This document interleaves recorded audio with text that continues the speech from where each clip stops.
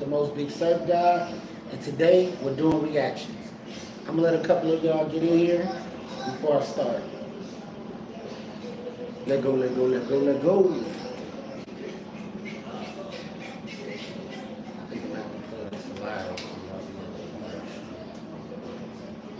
Because if you going to class reunion, then you ain't graduated. I had a math teacher, y'all, that would sit my desk out in the hall every time I came to her class. She knew that I was coming, and she'd have a desk in the hall.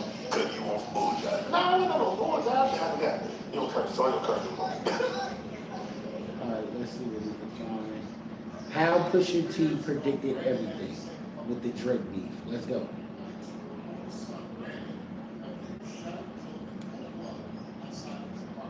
Microphone that Pusha T used during the show. It had his autograph on it. That was like a really, really big Clips thing. I used to pretend I was performing all the Clips songs in my basement with a mic, and then I...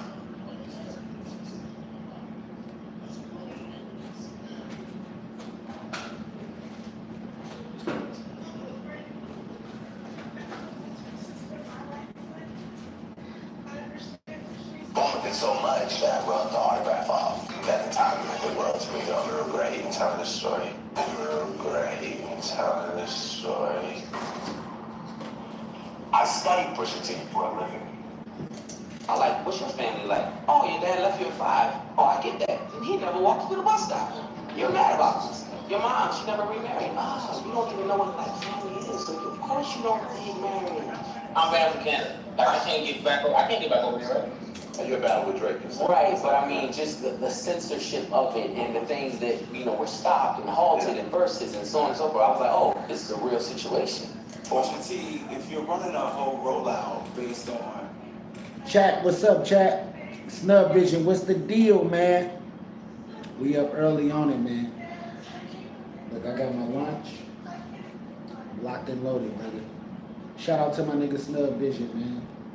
The turf. Disregard the Drake dissing that was decades long that culminated on the story of Adidon song. Snub, where you at now, man? To every wrong, from every long-lasting bond to battle opponent that he's had. Pusha T's been right every time. Hit that like button for me, Snub. Is he dissing for album rollouts or is he revealing the truth? Pusha has been a prophet, so let's dig to the root. I mean, he's even prophesized everything we've seen in the Drake lawsuit. The courthouse Karen conniving for information on Kendrick's kids. Pusha predicted every move that the petty petition Padre had Make sure to hit that like button. Me? Let me show you the facts, but first smash that like and subscribe button with a smack. Now, ladies and gentlemen, 5 years ago, Pusha T's manager Steven Victor was planning the posthumous Pop Smoke album. He landed Pusha a feature on the song Paranoid with Young Thug and Gunna. This was about 2 years after. Shout out to the chat. God bless the chat. God bless you, Snubs. I appreciate you. Thank you. On this Pop Smoke record. So he went on Y'all go Instagram tap in and with said, Snub Vision, "I don't man. We got a respect lot Pusha coming." T on the song with me and Gunna because I don't have anything to do with your beef and neither does Gunna. And if I knew that your verse was about..." I got some very important news for y'all too. The News You Can Use podcast is now on all platforms. So y'all can go check out the talk show, and we're putting out a radio show soon. I want to do something with my boy Snubs so I can, get him paid off this shit, man. But we on all platforms, so make sure to check that out. Drake, I would have made change. Y'all jump in the comments if y'all want some shout outs. Just on our behalf. First of all, your birth 7 days. If you know what I mean. I'm going for a week. Second of all, you already went crazy the first time. So you ain't even got nothing but a sucker. Going on double takes, triple takes, quadruple takes. You should just got all of that on the first song, put the first song out. You just feel like you ain't gonna get enough views on your own. So you came and put some bullet on a whole nother who's resting in peace because you feel like, but it's the perfect platform. Thug, Gunna, and Pop Smoke. This is the perfect platform. Pusha T responded saying, Yes, "Hey, sir, young yes, thug, sir, yes, a couple sir." things. One, don't feel bad. Nobody knew what the verse was about. The label heads that AK. saw it didn't even know. They only assumed it was dissing him because Drake told them. The same way Drake told Shout out to Rick Philly, Ross man. to back 6 verse. And if Philly you don't in the tell rap building. executives about rap verses, God only knows what else he'll tell. I don't deal in police work, police Shout out to the rappers, East Coast, or man. police guys. We worldwide, For man. rappers Shout out Philly trying for to record sure. executives to blatant label censorship. I don't ride with All right, let me hit y'all with it. One of my favorite Philly artists is the Broad Street Bully, man. That boy went crazy. I Can Feel It in the Air is probably one of my favorite songs, bro. I'm gonna be honest, at a point, niggas was damn near saying Beanie Siegel was better than Jay-Z, my nigga. That nigga Beanie Siegel was hard. And Beanie was really the streets. Shout out to State Property too, man. Shout out all my Philly niggas. At all times, Snubs, you already know what time it is with me, man. none of it, but I love every bit of it. Now y'all run along with be gangsters. Nigga, you would have hit me up when you was out here in Vegas. I'd have picked you up from the airport, nigga. I stayed like 12 to 15 minutes away. I'd have picked you up, took you to lunch, had a drink with you, smoked a blunt, nigga, and put you back on the plane, nigga. Philly made Jay-Z. Yeah, I feel like Philly put some street cred behind Jay-Z. I know Beanie Siegel said he put his life on the line for that label. You know, protecting the image, protecting the name, and not letting it be smutted out or look soft. You know what I'm saying? Yeah, that's true.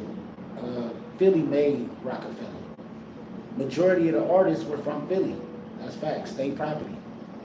Shout out to everybody that was a part of State Property, bro.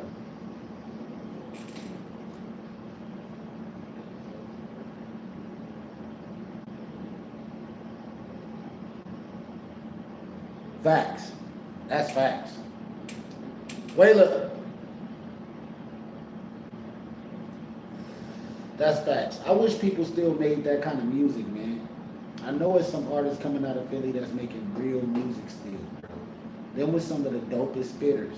You know what I'm saying? Out of Philly. Shout out Corrupt. I don't know if a lot of people know, but Corrupt is from Philly. One of the dopest artists on the West Coast with Snoop Dogg, you know, the Dog Pound. But Corrupt is from Philly, y'all. So y'all gotta shout that out. Like, you know, even though he make West Coast music and the image, and he from the West Coast hood and shit like that, bro reps Philly for sure. And you can hear it in the bars. Did you know that, Snub, that Corrupt from the Dog Pound was from Philly? Here.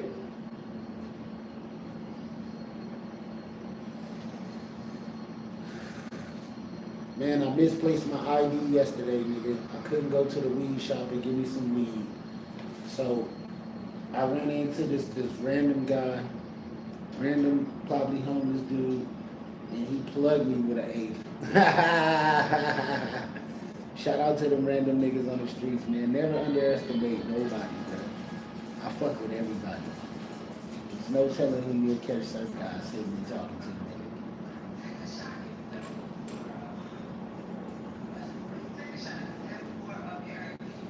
Yeah, Philly got a lot of talent. And you know, with all this social media and all this shit, I'm sure it's somebody that's blowing up out of Philly right now. For sure. Is Meek Mill from Philly? Yes, Meek Mill is from Philly. Gilly the Kid. Shit. It's a lot of people. What's my boy named Sparks? And then Snub got direct connection to State Property. You know what I'm saying? So shout out to Snubs, man.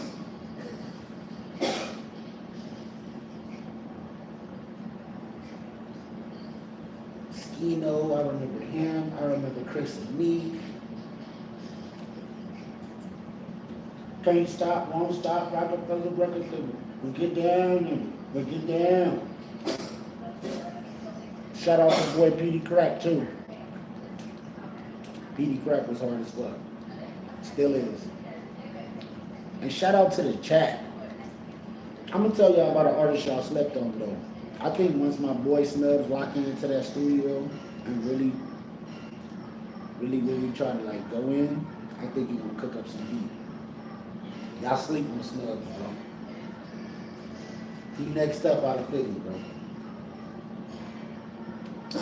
I'm gonna tell y'all who had a big run from Philly, and he had a big name, and it's crazy, like, that his music isn't popping like it should be right now. But Fetty Wap had a sound, bro. Fetty Wap was super dope. I fuck with Fetty Wap. Free Fetty Wap. I think he locked up. Free Fetty Wap. And you don't hear nothing about the niggas he put on. He put niggas on and all that. He had his homeboy on songs and shit, hit records. Bro was loyal as fuck. He was a real one. I forget exactly what happened with Fetty Wap, but I know he was huge. Snub, what happened to Fetty Wap, man? Ain't Lil Uzi Vert from Philly too? To be mine again, baby. That was that shit. Leave the devil alone. And from the outside looking in, many casual observers could have thought that this was Pusha T stringing on. I don't know what happened to beef. my live, y'all. My live used to really crack. There used to be a lot of people sliding through here. I had a disgruntled dude in my messenger, and I didn't play a song from him for him, and I think he might have spammed my page or some shit. 'Cause my shit was lit.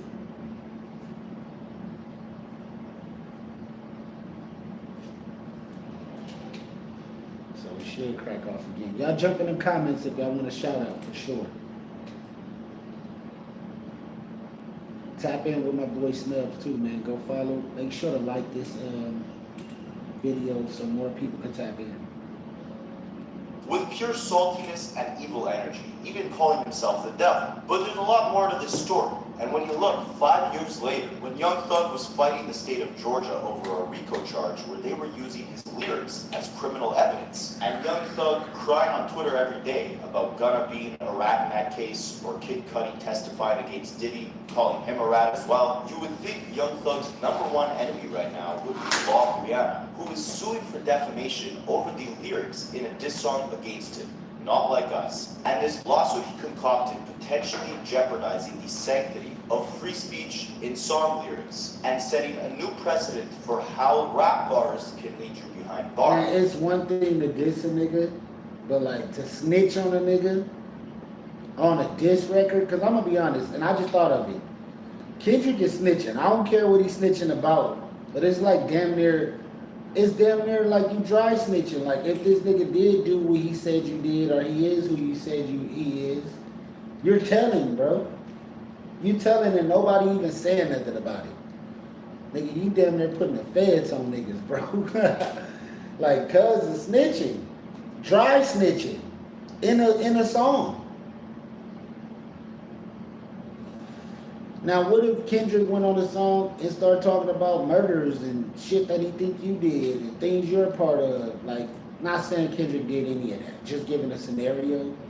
But I'm just saying, like, what if bro made up some shit? Because, like Drake said, I haven't been convicted of anything. I have no allegations, no lawsuits. Like, you putting smut on my name and for you and G to stand behind it and let you do it on some of the biggest platforms in the world is crazy. But I really believe like that was dry snitching.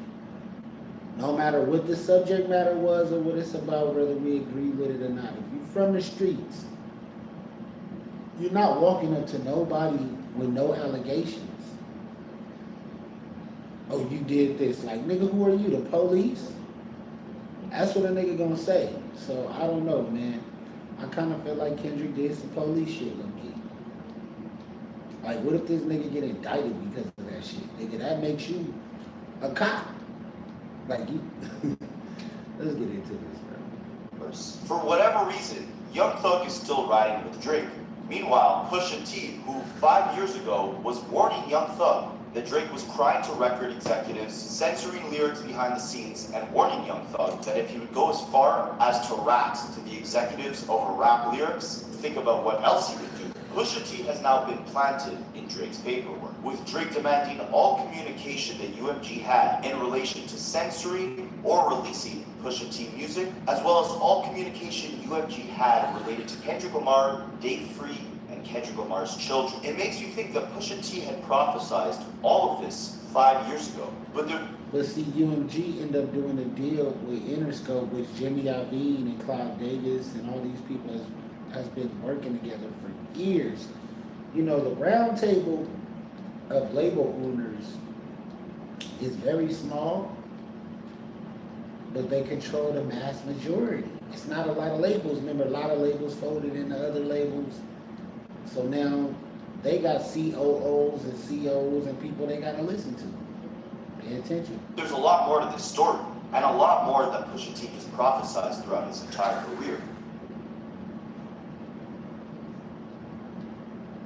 Pusha T has always been categorized as what you could call a boogeyman within hip-hop. I mean, the world saw what he did with Drake on The Story of Adidon and on Exodus 23. And this is the same man who on his debut album rapped, "In Virginia, we smirked at the O.J. Simpson trial." Yeah, I guess the chase was wild, but what's the fuss about? The same man who ad-libbed his entire 2022 album, It's Almost Dry, with Joker ad-libs. I'm gonna keep The it same real. man.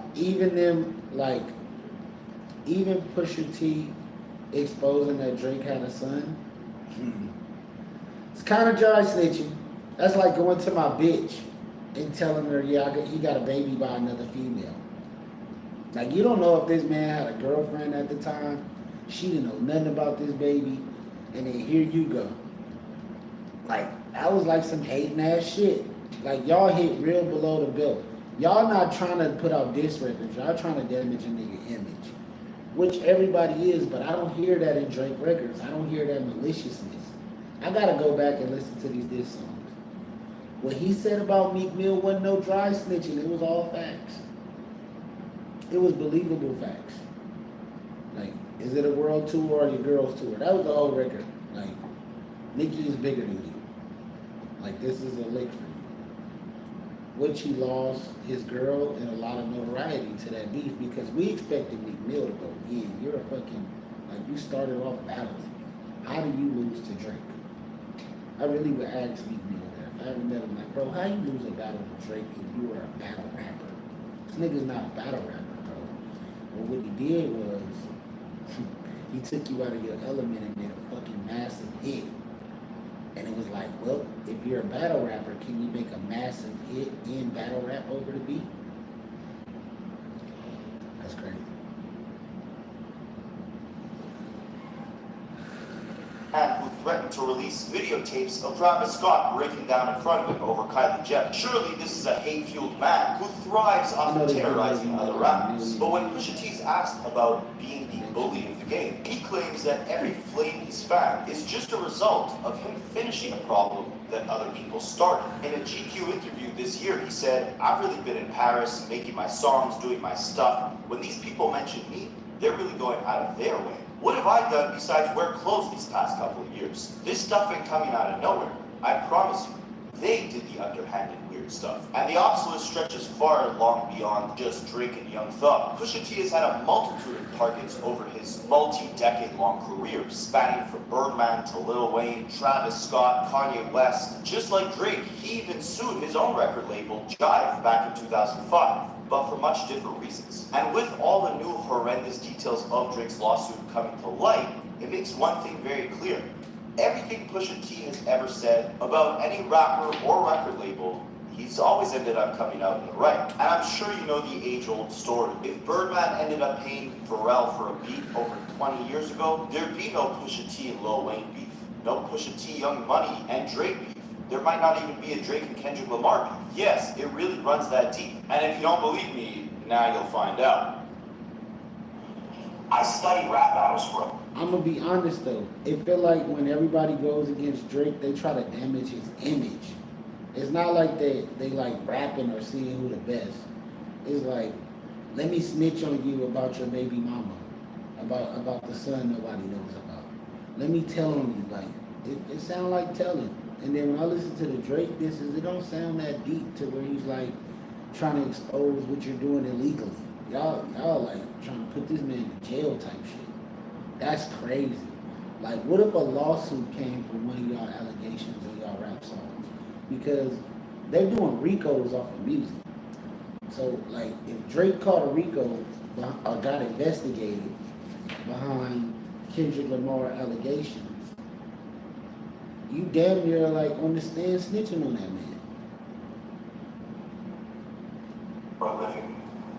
See, the common theme in all the issues Pusha T has with various different artists and the claims he makes about them that end up becoming right years down the line, it all simply stems from Pusha T being loyal to the guys that he's working with at the time. We come from just loyalty to a fault. Yeah. If you're my friend, you're my friend. And I just seen him in the mix of people who I don't think reciprocate. And I think people have taken advantage of the fact that you don't complain, and that you don't snitch, and you don't talk. And people know that you're not going to say it. That's what they live off that. And that's why when he says, I'm really just out here minding my business, they start these problems with me, and I just finish them, he's not lying. Way back in 2002, when the Clips had just released their debut album on Pharrell's label, of course, coming into the game with Pharrell, they were loyal to him no matter what. The Clips and Pharrell did a couple collaborations with Cash Money, including the Grinding remix, way back in 2002, with a young Lil Wayne and I'm gonna say Birdman. this: all the people that go against Drake and claim they from the streets and that they tough and they this and that,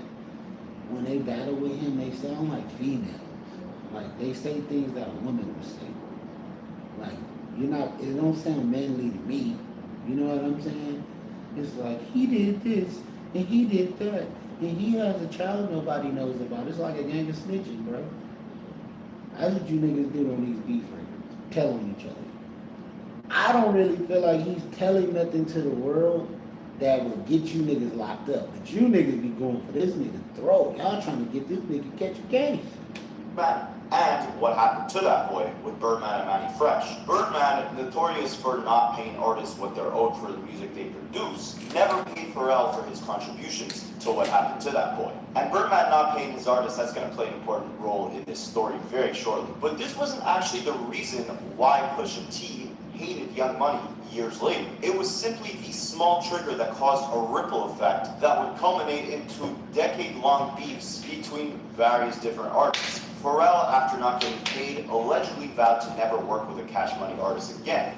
And when him and Chad were dominating the streetwear fashion world with brands like Babe and Billionaire Boys Club, Lil Wayne had wanted Pharrell to send him some exclusive BBC clothing. Pharrell allegedly denied, and Wayne wore the clothing in magazine covers and music videos anyways. And while this was going down, the Clips were battling their record label Jive, after Jive had split up with Pharrell's label Star Trek, and this left the Clips under new management who didn't know how to necessarily market them well. As a result, they ended up suing Jive to get out of their contract, and because they were amidst a legal battle, they couldn't release much music, so inevitably their buzz died down. But eventually they were able to release the first single to their second album, Mr. Me Too, which called out anyone within the game who, during the Clips' 4-year hiatus from their first album, had started biting the Clips' sound, style, subject matter, etc. The Clips, of course, were riding with Pharrell, so they were often looked at as pioneers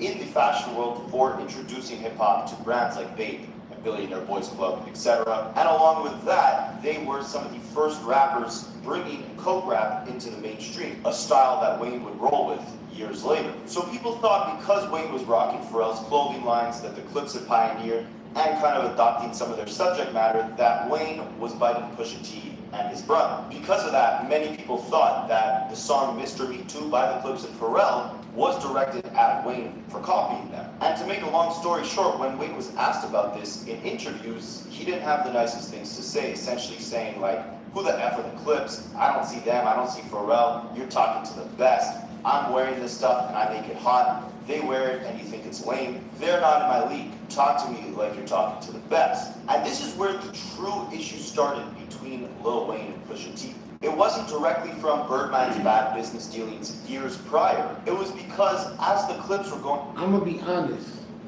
When niggas get to saying who the best, these labels are making these niggas the best. You gotta think about the mass majority of music that Wayne put out and was able to put out, who had all creative control because of Birdman. Did the Clips have that kind of creative control to be able to put out music, mass majority? Like, everybody didn't have that shot. Labels folded. He wasn't able to work with Pharrell because of this, that, and this. You know, going independent wasn't popular. That was like failure back in the day. through their own bad Like, business with their record don't know label. labels They were want you, so unable you to have release to go. music, their buzz dying down year by year. You now have one of the bigger rappers in the game, Lil Wayne, completely dissing them and tearing them down, downplaying their impact on the game while they can't really release music to fight back. So a common theme in this video is going to be, like Pusha T emphasized all the way in 2025, it's not him starting these issues with rappers, it's him putting an end to issues that they start. You now have one of the bigger rappers in the game, Lil Wayne, completely dissing. Hold up. Man, I didn't know who's the first dancing panda, bro, in this Lil Wayne video. I see a nigga with a panda suit on dancing. That's crazy. Them and tearing them down, downplaying their impact on the game while they can't really release music to fight back. So a common theme in this video is going to be, like Pusha T emphasized all the way in 2025, it's not him starting these issues with rappers, it's him putting an end to issues that they start with him. Wayne was talking crap about them in interviews, and that's when Pusha T started going off. I remember just a very dark time for me, just musically, like label drama. People were telling Wayne he was trying to talk dope like the Clips or drugs, and he wore bait like the Clips. I never said that. There was a Vibe article where he just spoke to that, but he just spoke about us in a very down talking. I'm like, damn, we already. The Birdman Jr. Do y'all believe that Lil Wayne had to move a little weight here and there? He could have. I mean, who gonna snitch on themselves and say they did? You could tell a D-boy, but because D-boys be a different type of fly and they're just cool, calm, and collected. Because that's how you gotta be in the game. You know what I'm saying? So you can tell a nigga who like got money out the game before, and you know, you could just tell.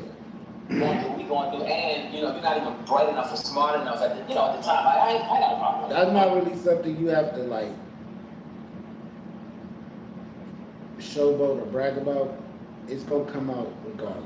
People gonna know. Just so we be clear. So the interview Wayne did, talking crap about the Clips, is what would lead Pusha T to eventually start dissing Wayne once he got out of his legal battle with his record label and he was able to release music once again. On one of his mixtape cuts, Re-Up Gang Intro, he rapped, "Sorry, but I don't respect who you're applauding. The little guy flows, but his metaphor's boring. Don't make me turn daddy's little girl to orphan. That would mean I'd have to kill baby like abortion." This was released in 2008 when Wayne was on top of the world and of course known for his metaphors and double entendres. You guys remember bars like "had a phone in jail, that's its cell phone"? So yeah, Pusha T here is saying, like, the bars are weak, the metaphors are weak, the flow might be nice, but it's masked behind a bunch of BS. I don't respect who you're applauding. And Lil Wayne was of course signed to Cash Money, the founder being Birdman. Birdman was like a father figure to Lil Wayne, with Lil Wayne often referencing him as daddy. They have songs together called "Stuck Like My Dad." Birdman also goes by the nickname Baby. So when Pusha T here raps, "Don't make me turn daddy's little girl to orphan, that would mean I'd have to kill baby like abortion," he's talking to Birdman and saying that Wayne, being Birdman's son, would be left as an orphan. Lil Wayne wouldn't respond, and in 2010, Pusha T even said that any issue he had with Wayne was now dead, now that Lil Wayne was incarcerated, and he was happy to see Lil Wayne get released. But things would heat back up about a year later when Young Money's next protege, It's Drake, no real malice, and no point intended. Like, there's no real malice between Pusha T. And Malice never really dissed them niggas. He never really had a problem, I don't think. But we don't know what happened behind closed doors. See, a nigga get into a little beef, and then behind closed doors, niggas will be stopping you and blocking you and trying to blackball you. You can't make certain moves because niggas is doing this, that, and this. And it becomes complicated. But if you ask me, controversy sells. So if you're smart, you just pick a beef with somebody you super cool with. And let me just clarify, Young Money is a label Lil Wayne started, and 51% of Young Money's profits were owned by Cash Money. That's going to play a very important role in this story very soon. After the Drake beef with Meek Mill, it's like Meek Mill just took it. I don't know who got in this nigga ear and just was like, man, you can just take that shit. Man, if that was me, I would still be putting out diss songs to this nigga to this day. I'd have reunited that shit a long time ago. As soon as Kendrick put out Not Like Us, if I was Meek Mill, I would have put out freestyle of Not Like Us and diss Drake too. These niggas, if y'all really gonna get on the opportunity, get on the opportunity. Surely. So Young Money is under Cash Money, which is under Universal Music Group.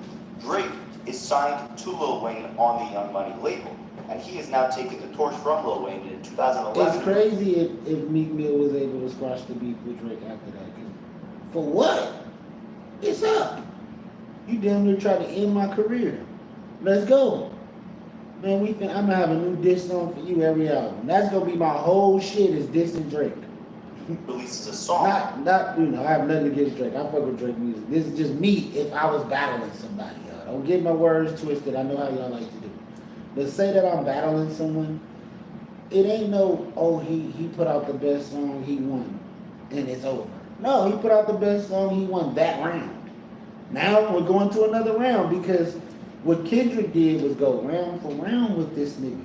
If it would have just went off the first two songs and they left it at that, it would have been that. They left it at the second and fourth song, it would have been that. They left it at, like, they damn near put a joint album out together. Why didn't Drake keep pressing the gas? Was he like, damn, this nigga came a little too far? Did he fear what was gonna be next? Because if he had something, I would have just dropped that shit. I'd drop it right now. It's not over. If I was Drake, it's not over. It's not over till the fat lady sing. I'm gonna put out a gang of hits, do some features with all the newest artists up and coming, because I'm hot right now. Even if people feel like I lost the battle, my name is hot. Everything I do, people gonna go watch. I will be trying to go independent. I'll be trying to leave the label and go fully independent, sign artists, and take over the game. I have a whole game plan. This is an easy way out. What UMG did for him is the favor. Like how Kanye went. Look what Kanye did to get out of contracts. Kanye said, watch this. I bet you y'all let me out these contracts. He said, I ain't gonna go ask to be out these contracts. I know what to do. I know exactly what to do. Because when he realized that the clothing industry is cutthroat and the shit that they really got going on, oh man, he was like, I do not want to be a part of this. This is the devil himself. Man, I ain't gonna say what I think they got going on, but if y'all catch my drift, y'all catch my drift. I think y'all know what they got going on. Y'all see how Doja and Gabbana got put out there. Y'all rocking this shit. Y'all wearing shoes that look like fucking Skechers. Since when did Skechers become cool? Since when did niggas wear Skechers, bro?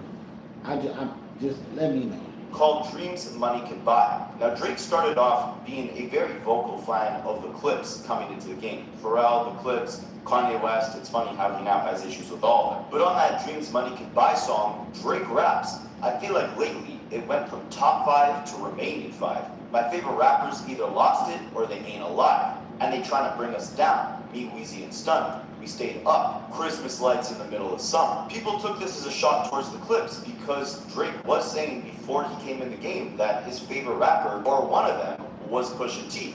At this point in time, it's 2011, Pusha T and Malice had just split up. The Clips were no longer, and Pusha T had to get his footing as a solo artist. He had just signed to Kanye West's Good Music label. He hadn't released any albums, right? So it's kind of a similar situation to when Wayne was taking shots at the Clips when the Clips couldn't release any music because they were fighting their record label. At this point, Pusha T is figuring his situation out as a solo act, and Drake is on record here saying that my favorite rappers either lost it or they ain't alive. And he makes it even more clear that this is a shot towards Pusha T because the next line is, they're trying to bring us down, me, Weezy, and Stunna. Of course, Pusha T had been dissing both Birdman and Lil Wayne just years prior. And Pusha T would end up taking this beat and releasing a whole new song on it on his own, where he's most definitely dissing Drake. This was the first time he ever took a shot at Drake, and he's definitely predicting a lot of what was to come. He rapped, rappers on their sophomores acting like they're boss lords. Fame's such a funny thing for sure, when guys start believing all the encores.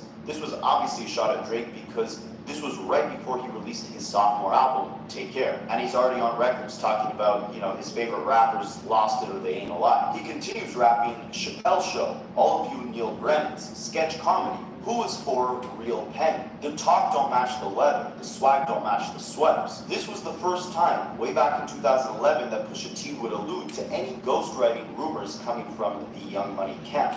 It's important to remember that before the ghostwriting rumors with Drake, there was already ghostwriting rumors with Lil Wayne, where Gillie the Kid, who had been an artist on Cash Money, had said that he wrote most of Wayne's Carter 1 album along with a bunch of other records for Cash Money, and he was even in the What Happened to That Boy music video with the Clips, Pharrell, and Birdman. But now we're in 2011, and on this record, Pusha T raps, all of you Neil Brennan's sketch comedy, who was for the Real Penny. Neil Brennan was one of the writers on The Chappelle Show, which Pusha T references. Chappelle had felt like Brennan had betrayed him, so when he references Real Penny, it's a double entendre because he's talking about Neil Brennan writing for The Chappelle Show, but also the writers within Young Money, writing bars that the YMCMB artists would later spin, but it's rhymes that they didn't truly live, and that's why on the next few bars, Pusha T raps, the talk don't match the leather, the swag don't match the sweaters, and wolves don't walk with shepherds. He was calling out these ghostwriting rumors long before a Quentin Miller or a Meek Mill or anybody.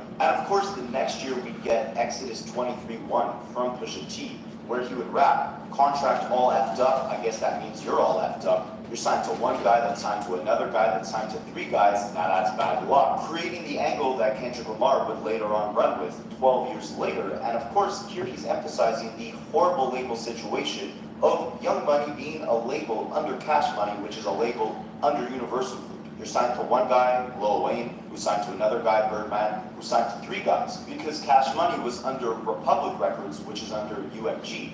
Republic was founded by Avery Littman and Monte Littman. The CEO of UMG is Lucien Grange. There's your three guys. Lucien with UMG, who owns Republic Records, Avery Littman and Monte Littman. Then under them is Cash Money, owned by Birdman. Then you got Young Money under that, owned by Lil Wayne, who then signed Drake. You're signed to one guy, signed to another, who signed to three. At the time, people kind of brushed this off, right? And I guess you could say it seemed hypocritical because Pusha T was under Good Music, which was ran by Kanye, and Good Music was under Def Jam, which was also a division under UMG. But the contractual they all structures signed to were very different.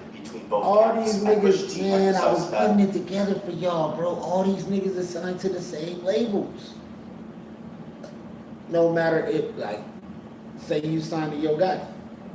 Well, Yo Gotti is signed to these people who signed to those people. Rock Nation. Who is they distributor? Everybody had, man, come on, man. All these niggas are signed to the same label. Then I just break down how all, like, go look it up, bro, how all the labels merged together. With UMG, I think Sony, and one more at the top, owning everything. Like, they got everybody's catalog. Later in the Exodus song, rapping, those guys are using you as a pawn. You see, they never loaded their guns. Now you're All all... them old labels folded. It ain't no money in music. I just was watching some shit with Scarface where he was like, nah, I ain't putting on no album. We was selling albums for $9 a piece. Now it's penny to the dollar. Like, penny to the penny. You get a percentage of a penny off a stream. You need trillions of streams. And I guess they judge it like this. If we were counting how many spins a person played your music on a CD player, we would equal that to a stream.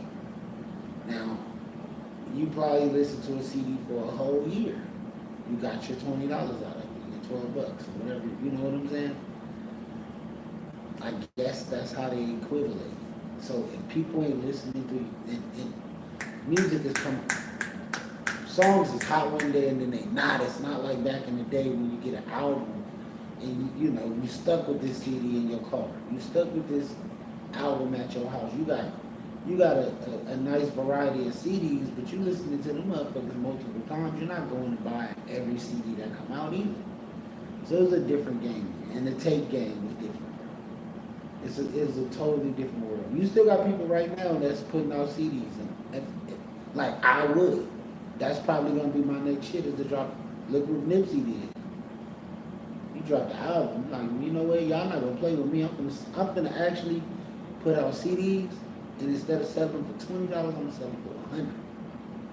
out here by yourself. Ask Steve Jobs. Wealth don't buy health. Throwing that flag up, running around thinking you're hot stuff, taking half of everything that you get. Those guys are not dying for you. What he's referencing here, especially with the taking half of everything you got, is the fact that, again, Cash Money owned Young Money, and 51% of Young Money's profits went directly to Cash Money, meaning that Wayne and the rest of the Young Money label. I'm gonna give y'all some game. If every independent artist put out their music on CD or through an MP3 player, that would be the best shit.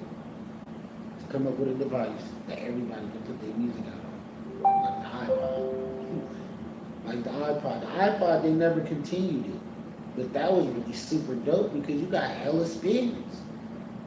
I don't know if they could track how many spins you got, but I guess that's the same thing as having your phone and having YouTube music but I don't know, something gotta change about this shit. Was only left with 49% of all the profits that all Young Money's artist music made. Taking half of everything you got, those guys are not dying for you. And out of every Kendrick Lamar diss, any diss that we've heard, I think in the past 15 You gotta years. think about this. If you getting thousands of watch hours on your YouTube channel, what is YouTube getting? Billions. Billions of viewers a day. YouTube, their analytics, imagine when they hit their analytics, because we're putting out all the content. YouTube is a well-run machine.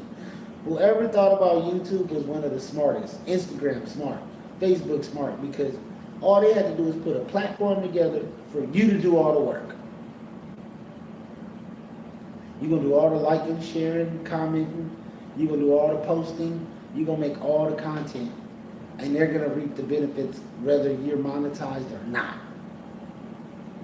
I feel like everybody should be monetized. You got people that get a lot of traction on their Instagram who doesn't even have it set up as a business page, who's not even trying to sell a product or anything, but they got motion and don't even know what to do with it. This one definitely aged the best because just 3 years later, after Wayne responded with an atrocious diss track, F Pusha T and anybody that loved him, he would end up going onto Twitter declaring that his next album, The Carter 5, could not be released because Cash Money was holding it hostage along with him and his record label profits. He sued the label for $51 million and said he wanted off the label and nothing to do with those guys. The same guy that he used to call his father. It was now obvious Birdman was not dying for him, just like Pusha T had emphasized years prior on Exodus 23:1. But even with all the dissing, all the back and forth over the years, Pusha T did take the time when Wayne aired out his frustrations to extend a little olive branch,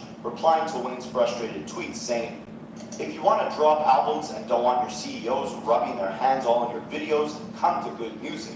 Suge Knight voice." He also took the time to celebrate the fact that, again, everything in Exodus aged perfectly, sharing a screenshot of the lyrics, tweeting out, "I never lied to the people, not one time." But he did invite Lil Wayne to join Kanye West's Good Music label, saying, "This too shall pass, come to good music." So while people didn't understand why Pusha T was hating on Exodus 23:1, talking about Wayne's contract being messed up, then taking half of it. I don't think that he really ever had a problem with Wayne. I think a lot of people had a problem with Birdman, and they didn't really fuck with Birdman, because Birdman was blocking shit.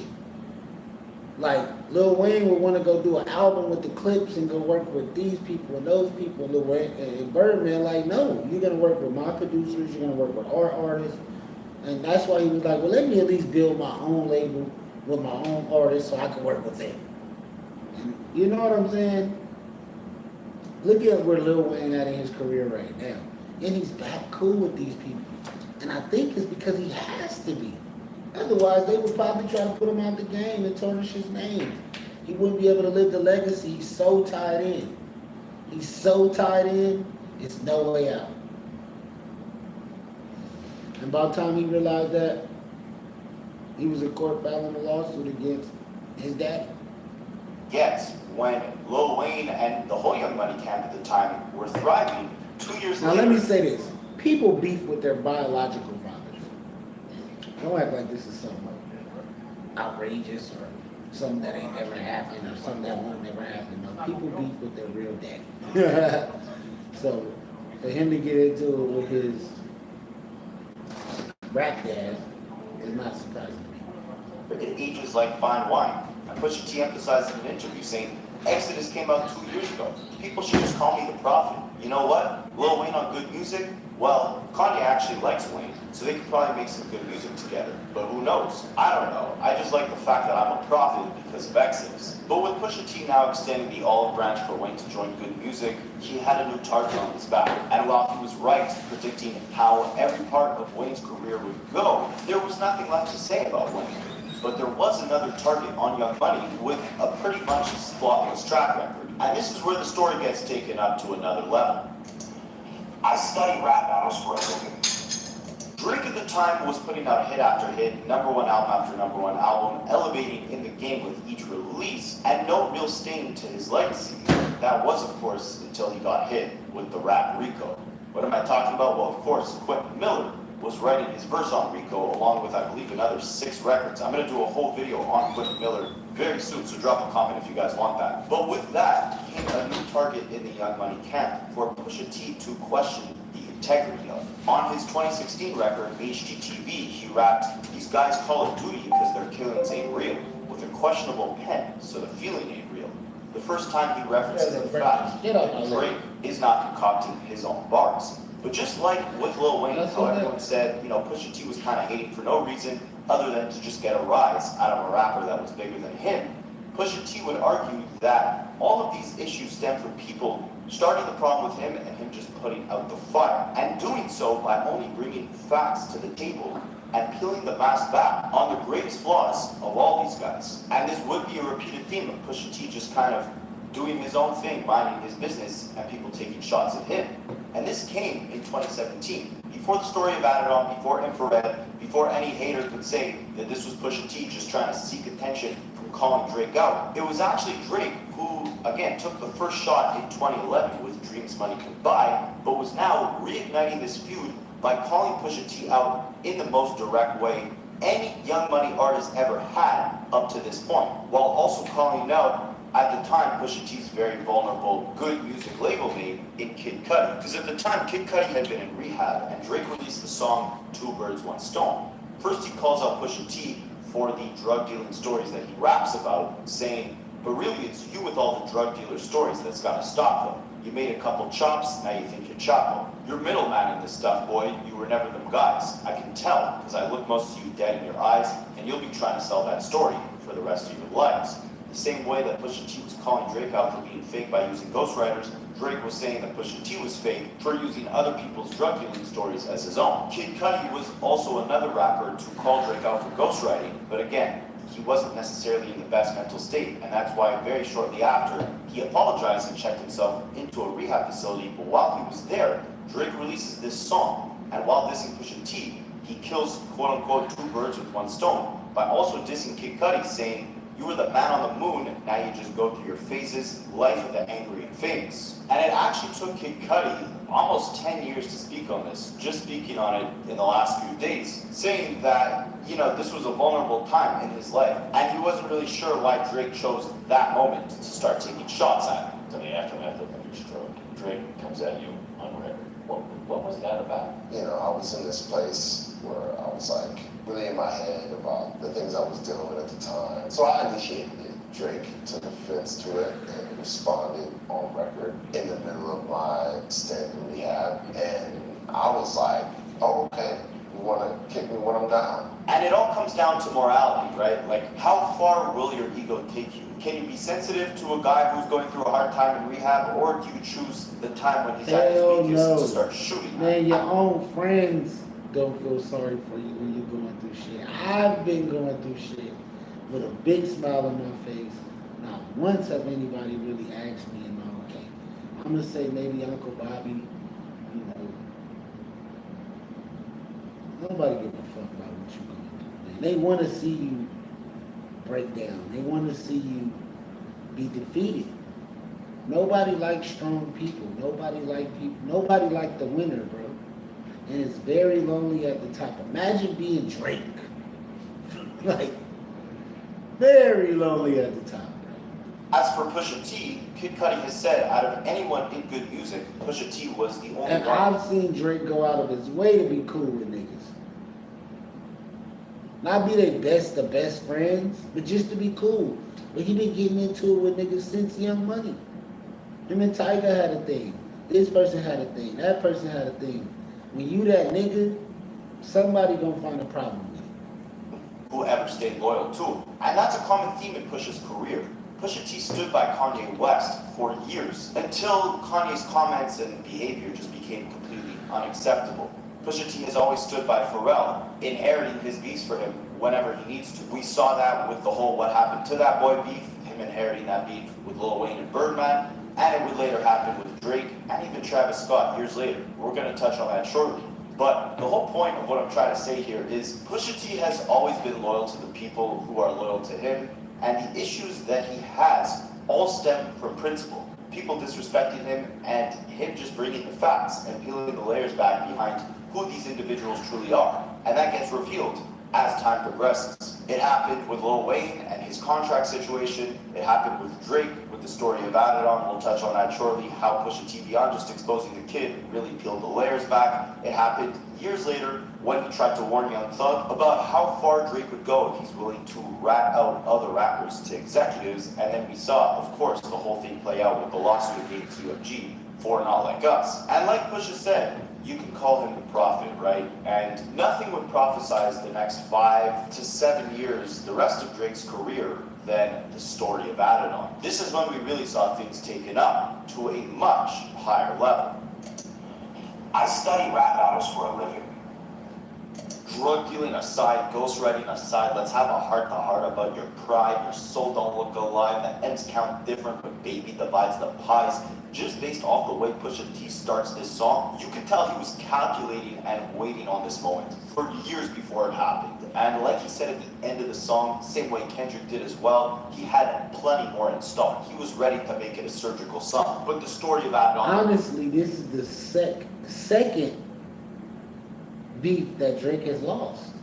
The first one, it didn't even faze him. This one put him in a trance. Like, the Drake kill. Kanye gives the Drake kill to Kendrick, but he's not going to give it to Pusha T because he didn't do it. But Pusha T put on one of the best verses. Like, who won between Pusha T and Drake in a beef? If that would have kept going. Alone was enough to let Lawry know the type of timing Pusha was on. Rest assured, as much as he wants to make it seem like backing out was due to the fact that Pusha T started talking about his friend 40's illness or bringing up too much gossip with their kid, and Drake thought that this was taking it too far, the real reason why Drake put a stop to this before it could go any further is because he understood the psychoanalytical capabilities of an artist like Pusha T. The story of Adidon was... He did not want it to go the distance. Why did he try Kendrick? Because Kendrick baited that nigga. Kendrick gave him the... I think, now I'm thinking about how calculated. Like, the records that Kendrick put out in the beginning, he knew. Like, these ain't gonna do it. But I got something. Do you think, like, when did he record? We need that interview from Kendrick to ask him, when did you record Not Like Us? Did you already have it? Were you pre-planned? Like, I already know what to do. Like, was this very strategic? Did you, before you even, before, when you started with the Metro Boomin to lead them in, to see if it was going to even be a thing, were you pre-prepared for this shit? Because Pusha came off the rip with a banger. The story of Adidon was crazy. I don't even remember the Drake diss. I do not remember the Drake diss that he put out after. Like, I don't. I gotta look it up. I'm about to look it up after this. What did you, what was the response to that shit?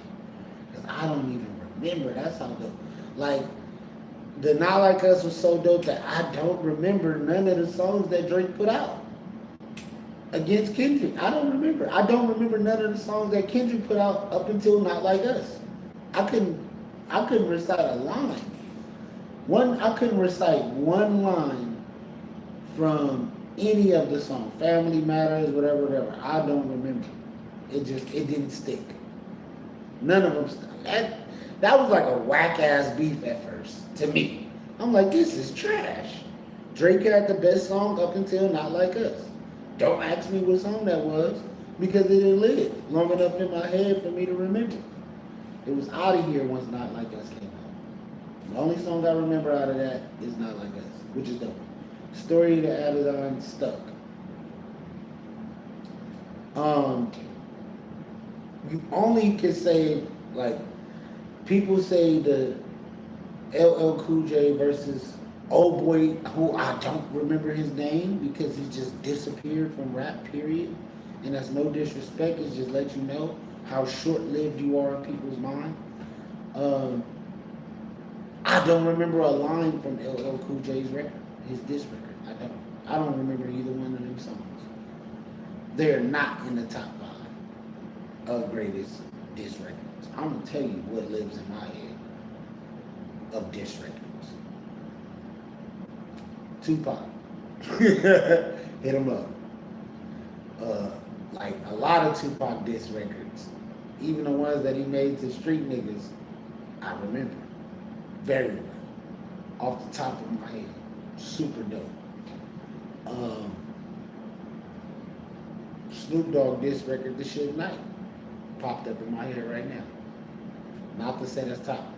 No Vaseline is super dope, but I don't remember a word. I don't remember a word. Wait, No Vaseline is all I can remember. The Easy E diss to Dr. Dre. Dum dum dum dum dum dum dum dum dum. Real motherfucking G's, nigga. That lives in my head. That shit was hard. I'm thinking 50 Cent now. Like the 50, this is the job with Piggy Bank.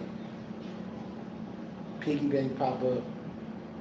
If I heard certain records, they would reunite. Who Shot You by Biggie. The Nas and Jay-Z beef. Fuck Jay-Z. Nigga, you a style, nigga.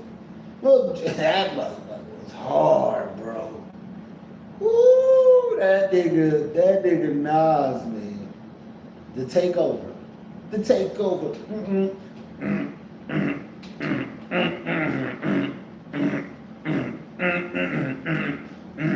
Yeah, that was hard.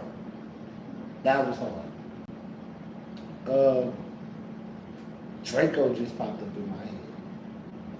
Draco got so many, I couldn't be specific about what song, but just like him just dissing people. The song that I'm thinking about, I ain't gonna say it. But moving forward, like,